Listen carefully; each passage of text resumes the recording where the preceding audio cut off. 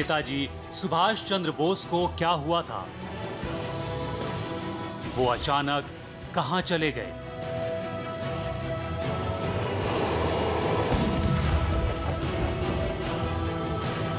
एक चिट्ठी प्रधानमंत्री मोदी के पास आई है।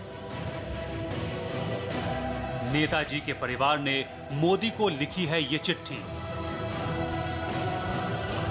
नेताजी के गायब होने की मिस्ट्री सुलझाने के लिए एसआईटी बनाने की अपील की है।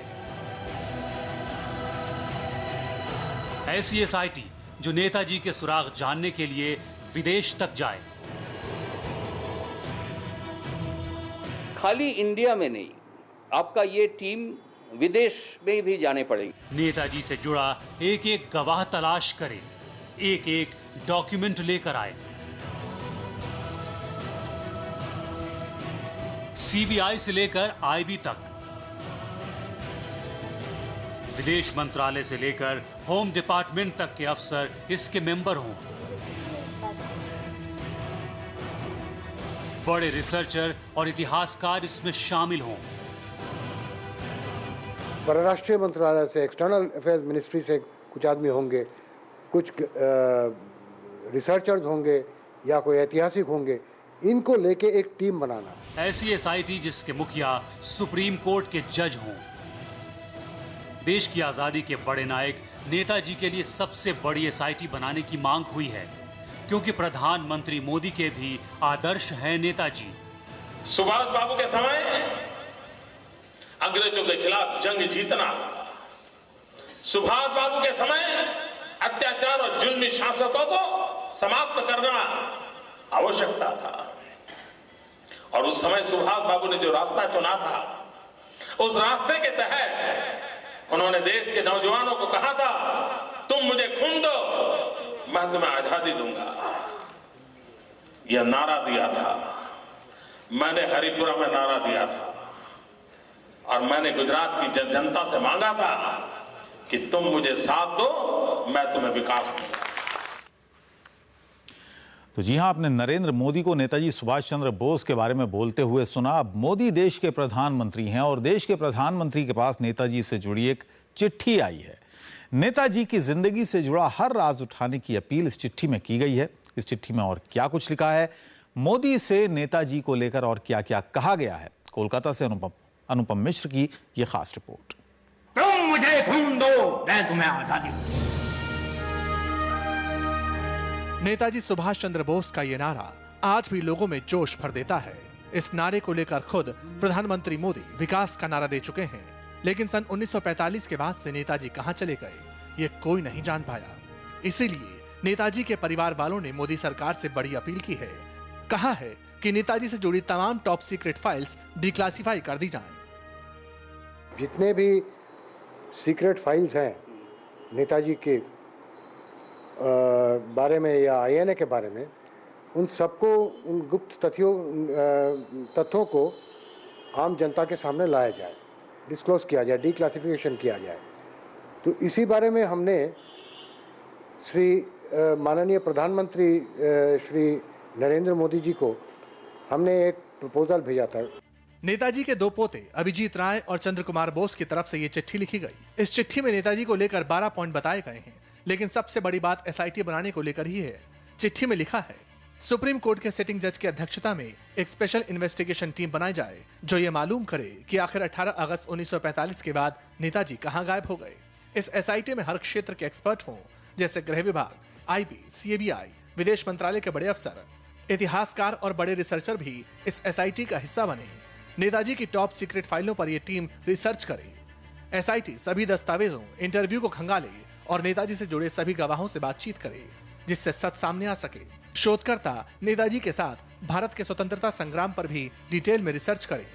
ये टीम जो बनेगी, जो भारत सरकार ये टीम करेगी, वो ये डिक्लासिफिकेशन के बाद में जो तत्व निकलेंगे, वो तत्व को लेके वो बैठेंगे, बैठ के वो ठीक करेंगे कि इनको लेके अब किस तरह से हमको रिसर्च करना है या किस तरह से इसको लेके आगे बढ़ना है।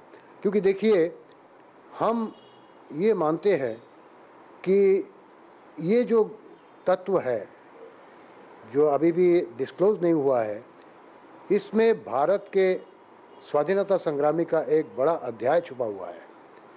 अगर ये आम जनता के पास में आए तो जनता को भी भारत के स्वाधीनता संग्राम के बारे में एक पूरा पिक्चर मिलेगा। मोदी को लिखी इस चिट्ठी में नेताजी के नाम पर अलग सेंट्रल रिसर्च सेंटर बनाने की भी मांग की गई है। चिट्ठी में लिखा है कि यह रिसर्च सेंटर भारत सरकार के किसी मंत्रालय या फिर नेशनल आर्काइव्स के अधीन हो। इस सेंटर में फोटोग्राफी गैलरी बनाने की बात कही गई है। नेताजी सुभाष चंद्र बोस के हाथ से लिखे सभी डॉक्यूमेंट्स इस रिसर्च सेंटर में आम लोगों के लिए डिस्प्ले किए जाएं। नेताजी पर डॉक्यूमेंट्री और फिल्म बने और दिखाई जाए। भारत के स्वतंत्रता संग्राम के तथ्यों से की गई छेड़छाड़ को सुधारा जाए।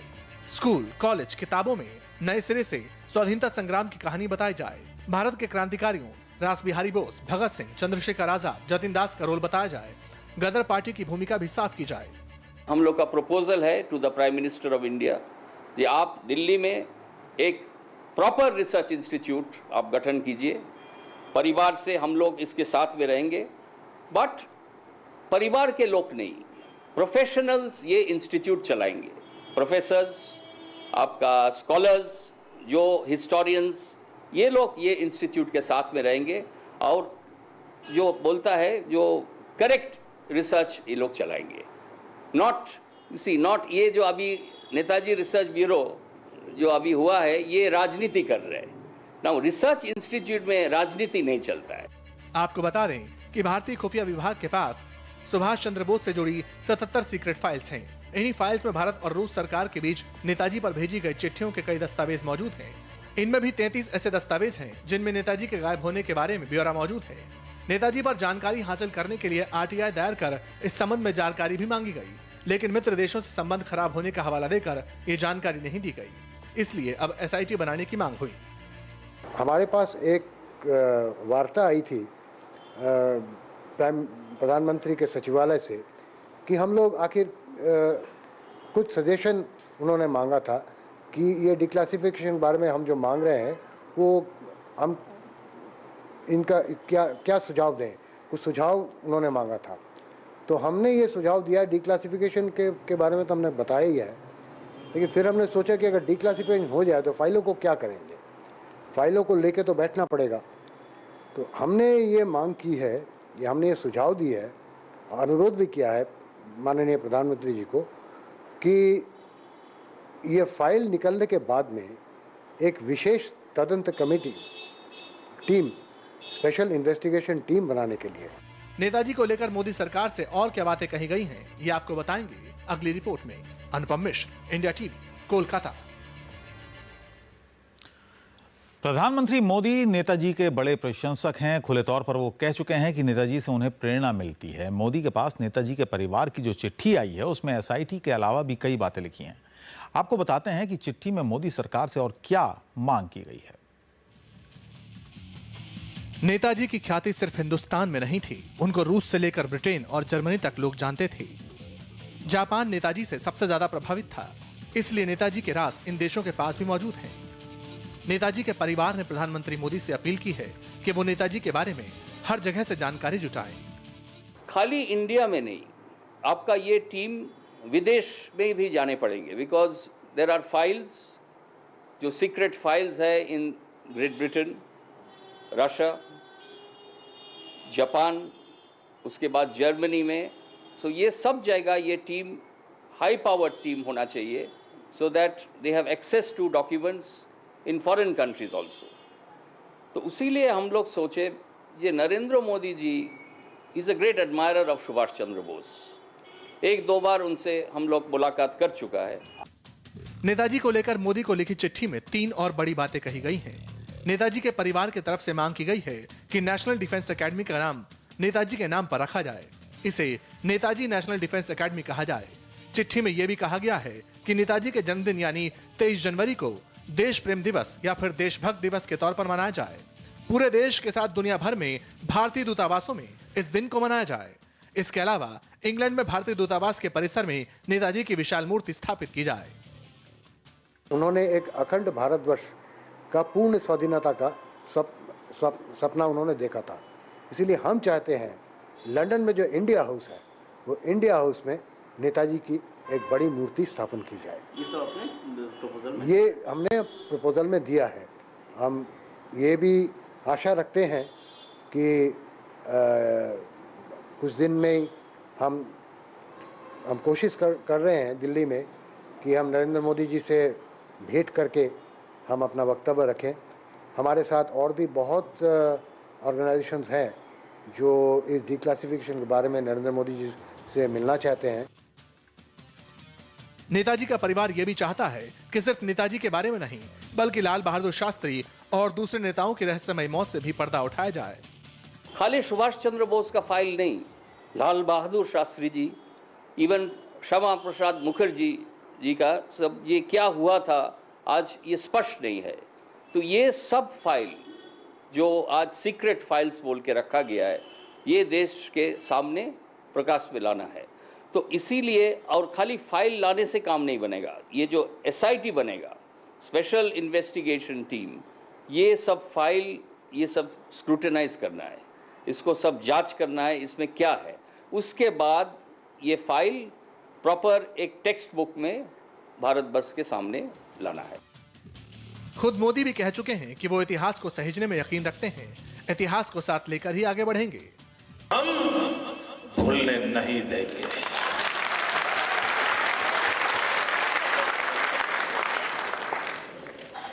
हम इतिहास को जिंदा रखना चाहते हैं और हम इतिहास को इसलिए जिंदा रखना चाहते हैं कि वो समाज इतिहास कभी नहीं बना सकता जो समाज इतिहास भूल जाता है। इतिहास वही रच सकता है जो इतिहास की धरोहर से प्राण शक्ति प्राप्त करता है, वही तो इतिहास बना सकता है। नेताजी के गायब होने को लेकर कई बातें सामने आई, लेकिन नेताजी पर कोई भी रिपोर्ट या जानकारी सटीक साबित नहीं हुई। नेताजी की आवाज को लेकर भी कई दावे किए गए। नेताजी की नई तस्वीरों का दावा किया गया, लेकिन सबूतों की कसौटी पर कोई जानकारी खरी नहीं उतरी। नेताजी का परिवार अब इसी उम्मीद में है कि मोदी सरकार SIT बनाकर देश की आजादी के महान नेता की सच्चाई दुनिया के सामने लाएगी। Anupam Mishra, India TV, Kolkata. आपने नेताजी सुभाष चंद्र बोस के परिवार वालों की बातें सुनी। सब एक ही बात कह रहे हैं कि नेताजी की मौत विमान हादसे में नहीं हुई थी। परिवार वालों के मुताबिक नेताजी का प्लेन क्रैश ही नहीं हुआ था। इसके बाद नेताजी की मौत से लेकर उनकी गुमशुदगी और अलग अलग देशों में देखे जाने की खबरें भी आईं। हम आपको नेताजी के विमान हादसे का पूरा सच बताते हैं। तारीख 18 अगस्त 1945, जगह ताइवान, ताइहोकू एयरपोर्ट, वक्त दोपहर 12 बजे। द्वितीय विश्व युद्ध का एक बॉम्बर सैली 972 प्लेन ताइपेई शहर में दोपहर के करीब 12 बजे उतरा। इसमें जापानी और बर्मा के फौजी अफसरों के साथ थे आजाद हिंद फौज के चीफ सुभाष चंद्र बोस और उनके सहयोगी कर्नल हबीबुर रहमान। प्लेन से उतरते नेताजी की ये उसी दिन की तस्वीर है। बताया जाता है कि इस प्लेन में 9 लोगों की सीट थी, लेकिन सफर कर रहे थे 13 यात्री। ये प्लेन रूस की तरफ जाने वाला था। 2 घंटे लंच के लिए रुकने के बाद करीब 2:30 बजे फिर से प्लेन ताइहोकू एयरपोर्ट से उड़ने के लिए तैयार हुआ। जापानी सूत्रों के मुताबिक पायलट को प्लेन के बाएं इंजन में खराबी का अंदेशा हुआ, लेकिन फिर भी प्लेन को उड़ने के लिए फिट घोषित कर दिया गया। नेताजी सुभाष चंद्र बोस का प्लेन ताइकू के 2/3 रनवे पर दौड़ने के बाद भी जब हवा में लिफ्ट नहीं हो पाया तो कहते हैं कि पायलट ने फिर भी किसी तरह जबरदस्ती प्लेन को हवा में लिफ्ट किया और जैसे ही हवा में प्लेन लिफ्ट हुआ वो तेजी से नीचे आने लगा। एक तेज धमाका सुनाई दिया और प्लेन के 2 टुकड़े हो गए। आगे का हिस्सा अलग हो गया। एयरपोर्ट से बस 20 मीटर की दूरी पर प्लेन जमीन पर गिर पड़ा। ये उस सैली लड़ाकू जहाज का मलबा है। जो खबर आई उसमें यह कहा गया कि प्लेन में आग लगने से नेताजी बुरी तरह से झुलस गए थे। एक रिपोर्ट के मुताबिक उन्हें ताइवान के इस सैनिक अस्पताल में भर्ती कराया गया, जहां उनका देहांत हो गया। लेकिन नेताजी के परिवार का मानना है कि ताइवान में उस दिन कोई विमान हादसा हुआ ही नहीं। ताइवान के रिकॉर्ड में भी उस दिन किसी विमान हादसे का जिक्र नहीं है। नेताजी के बारे में जानने के लिए सरकार ने भी कोशिश की, बाकायदा कमीशन बनाए गए, लेकिन नेताजी के गायब होने का राज सामने नहीं आ पाया।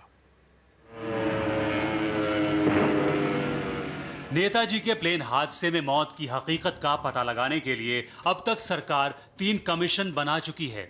सबसे पहले 1956 में कांग्रेस सांसद शाहनवाज खान कमीशन बना, फिर 1974 में जस्टिस जीडी खोसला कमीशन और 1999 में जस्टिस मनोज कुमार मुखर्जी। पहले 2 कमीशन ने कहा कि नेताजी की मौत प्लेन क्रैश में हुई। सरकार ने रिपोर्ट खारिज कर दी। जस्टिस मुखर्जी ताइवान गए और वहां जांच की तो पता चला कि ताइवान सरकार के पास 18 अगस्त 1945 को किसी भी विमान के क्रैश की कोई रिपोर्ट नहीं आई।